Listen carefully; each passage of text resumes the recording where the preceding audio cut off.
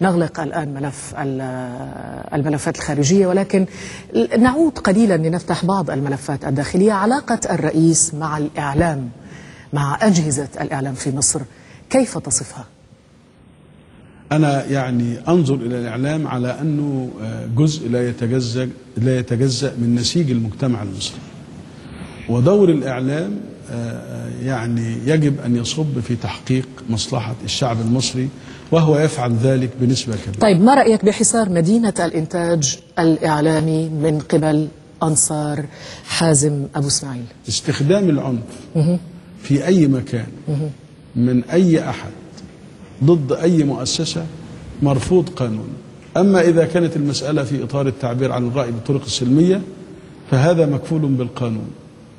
أي تجاوز وقع من أي مواطن ضد